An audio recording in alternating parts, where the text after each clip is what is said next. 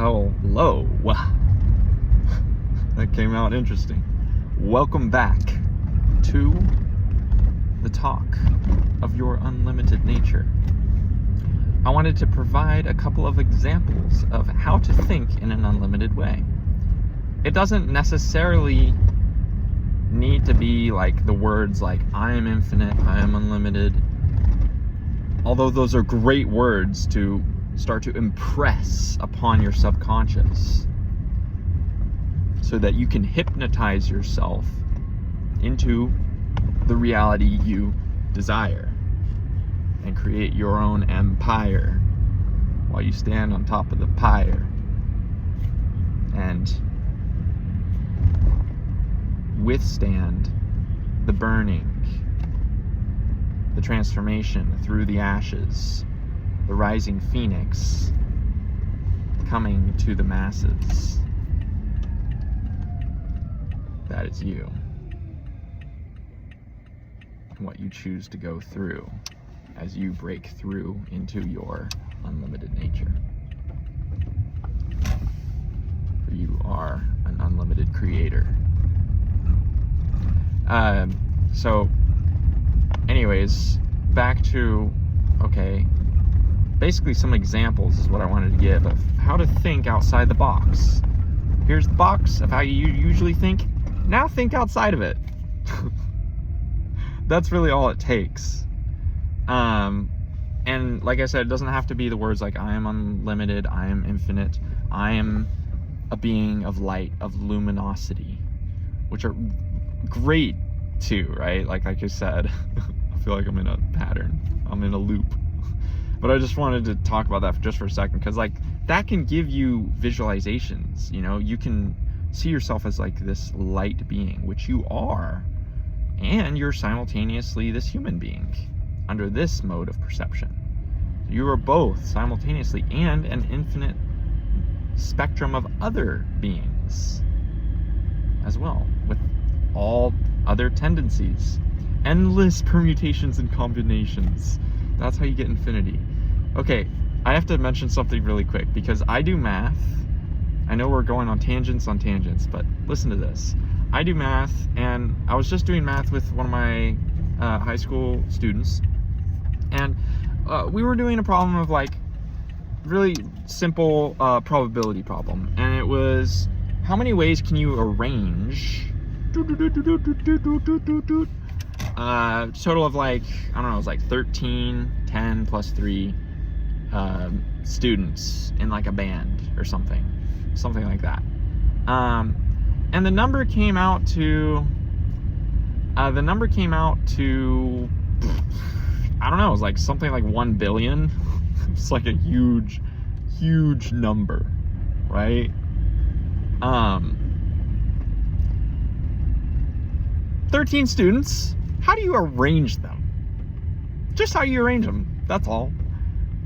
Not anything to do with any other dimensionality you could measure, such as their height, their personality, the shirt they were wearing that day, how many shirts they choose to wear. Like, we're not measuring anything except for just how many different ways can we arrange them. And it came out to 1 billion, right? Or something like that. So, basically what I'm getting at is like, so it can become very obvious that like when you're like infinite permutations, infinite combinations, that's just that permutation was just 13. Take 13 students and permutate them, meaning arrange them in every single possible order. 13 times, like 13 permutate 13, just permutate those 13. I hope that makes sense. Yeah, so yeah, anyways, I don't want to delve too much in that math, but my point is, okay, take that, but now think of every single dimensionality you've ever experienced in life, and think of how many different ways you can permutate and combine all of them, ad infinitum, like every single possible way you could do it. Obviously, you would get the biggest infinity that exists, which is the ultimate infinity, which is what you are. Okay, so hopefully you understand the gravitas of how powerful you are, how many different ways you can manifest yourself as an experience in reality, or as a non-experience, because that's a potentiality too. Anything is possible. Back on topic. Specific ways to break outside that little box that is the normal way that you perceive and think of things and feel things and do things and believe in things, right? So I'm just gonna do a couple of random examples, and yeah, we'll see what happens. So, okay, what if you were I'm gonna try to think of desirable examples, desirable for me. So like, for example, you're a dimension hopper who skips on top of purple holographic floating rays of light. These like sort of like they're like dishes that are upside down, but they're just holographic fields of light that appear as you step on them. So you sort of just walk on air, but as you hit certain parts of the air, it's like that sort of reveals those floating holographic stepping stones, and that's just how you get around. And they have like ancient codes inside them as well. Like they have hieroglyphs encoded with light on each of those holographic floating steps. And you use those just to walk, just to get around, and you kind of like skip on them because you have a lot of energy, because of course you do, because you're an unlimited being. So you just choose to move around in a very energetic way, because why wouldn't you if you could? So that's how you do things, and you just kind of like hop around the air, and you travel to different dimensions. And a dimension that you like to visit often, it's like this dimension it's a portal dimension where there's like a circle, and in the circle there are these, the circle is made up of these ancient portal gates, these like gateways, stargates that is, and they're each a portal to a radically different dimensionality of existence. And the cool thing about this place that you often go to, it's kind of like your hub. It's like your nexus point. When it's like your home almost, but you don't really, I don't know. Maybe you're a nomad, you know. But anyways, so the point is that when you're here,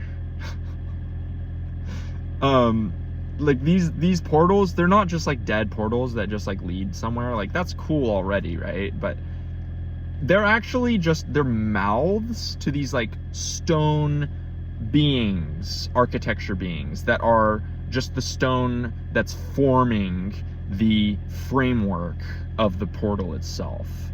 So these stone beings that form the framework of each of these radically different portals are arranged in a circle, and they talk to each other. And oftentimes they have these like synchronicities where like they like, oh, like beam out this like light, because like a lot of energy, I don't know, for some reason like exits the portal, and it like goes, they like send that to the mouths of the other beings, and then like that's how they communicate in a noetic way. So like in a way that's beyond just pointers of words. It's like direct reality communication. They send out the codes, the energetic frequencies of their reality to the other being's reality, and then they coalesce and they evolve together as they're doing that. So they're always sort of like passing realities to each other. That's how they communicate. and they're just like co-evolving their realities to make them as cool as they can, and just experiment and try different potentialities. So he always comes back to this nexus point, this guy who hops on floating stepping stones of holographic light, and I imagine it as purple or indigo light.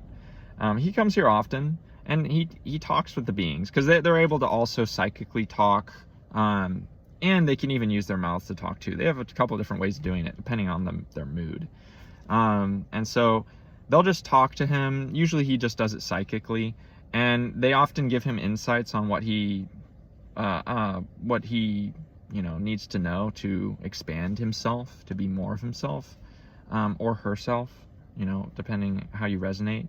And yeah, I'll say themself. And so, yeah, basically this being, he just often talks to them, or they often talk to them, and even just have like just normal passing conversation, like, oh yeah, like how was that realm that you went into, like Selendari's realm that you went into, how was that experience for you?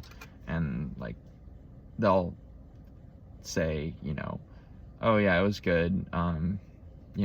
I met this wizard who had an obsession with collecting crystals, and he would always be trying on different crystals on the top of his staff of wisdom. Well, if it's blue crystal, it's usually a staff of wisdom, but then it transforms to different staffs. The staff has like a different infusion of life force, archetypal life force, depending on the crystal he places upon it. And so that guy was just like obsessed with crystals, and like he had so many crystals in his home. And so he met with that guy, or they met with that guy, and we're just like doing different spells. For example, like they did a spell. They were working a lot with creature summoning spells. So there's this particular crystal. It's like this. Well, there's two crystals they were kind of playing with. There's this rainbow dimension crystal that summons these like rainbow beings from this rainbow dimensionality, that are just like so energetic and like so like lovely, like they just want to like cuddle you and like fly around, and like they just want to have fun and play. And like so they were experimenting with that, and like they had a good time with that being. And then they also exchanged the crystal, because the guy was just kind of showing the light walker, I'll call them that, was showing the light walker, or I'll call him light skipper. Yeah, light skipper. They were showing the light skipper how to like just kind of a show and tell of like, yeah, these are a couple of the crystals I like to use sometimes, and like creature crystals are cool. And so then the wizard also put on like a yellow crystal, and this yellow crystal, it summoned more like these ethereal beings of yellow light that had this like sort of they just wished to depart wisdom upon you, like immediately. Like as soon as they're summoned, they just are like pouring out their soul of like making you more unlimited. Like they're just saying these things that just like unlock aspects of your mind that allow you to think in new ways. And so because of that, when they both talked to these beings of yellow light, the light skipper received a new ability to essentially take their skipping holographic floating stepping stones and actually put them together to become an entire indigo or purple orb that they would then float within. And then from that place, it unlocked a couple different realities that weren't previously accessible. So it's sort of kind of like a Merkaba light vessel. That's a kind of gateway or portal, sort of a vehicle to travel through different quantum realities. But this was Light Skipper's version of that. So they were able to take all their holographic stepping stones of light and form them into a sphere, which allowed them to float into various dimensionalities. So the Light Skipper just had a conversation with one of the portal entities at the nexus point, about that experience. So there you go. That's an example of how you can break out of your little box and enter new dimensionalities and frequencies. And I leave it to you from here. What do you decide to break out of and break into? Peace, love, light, infinity.